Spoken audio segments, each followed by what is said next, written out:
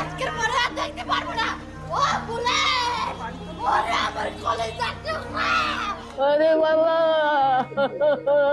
তো জমে গেছে, রক্ত জমে গেছে। আমি কালকে গাড়িতে আমি ভিডিওতে দেখে আসছি দিয়েছে রে। আমার ভাই হাতটাতে পুরো ভেঙে দিয়েছে। দেখে এতটা খারাপ কখনো লাগেনি আগে। এই ভিডিওটা দেখে যতটা খারাপ লেগেছে, এই বোনটার স্বামীর প্রতি ভালোবাসা সত্যি মুগ্ধ করেছে।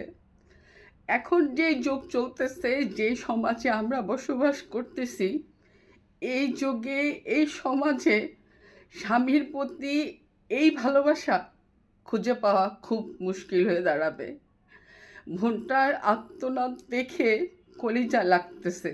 যেই সমাজে ছেলের কিছু হলে শাশুড়ি বউকে অপরাধী করে, বউকে হাজারটা কথা শোনায়, পারলে ঘর থেকে বের করে দেয়, সেখানে এই ভিডিওতে শাশুড়ি তার বউকে কিভাবে সান্ত্বনা দিচ্ছে, কিভাবে বউকে নিজের আপন করে বুকে জড়ায় নিয়ে আগলে রাখছে, সত্যি আমি এই শাশুড়ির প্রতি সেলুট জানাই যে এখনও পৃথিবীতে ভালো মানুষ আছে, ভালোবাসা আছে, ভালো বউ আছে।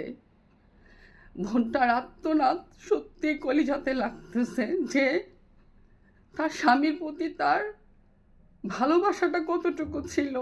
এত অল্প একটা সময় সে তার স্বামীকে হারালো, সন্তানটা তার বাবা হারালো, মা তার সন্তান হারালো।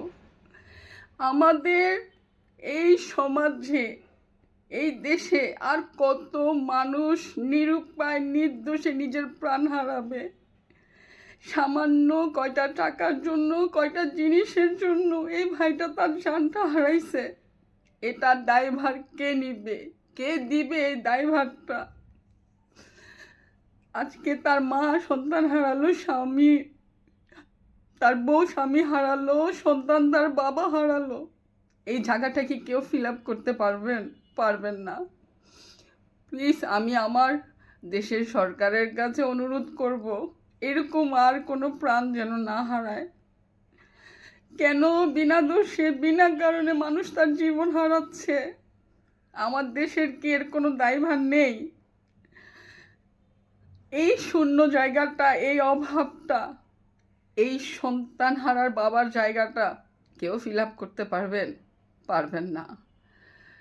আমি এই পরিবারটার জন্য মন থেকে দোয়া জানাই, আল্লাহ যেন তাদের উপরে সহায় হন। হয়তো তাদের ধর্ম আলাদা, কিন্তু আমরা তো সবই একই জাতির মানুষ।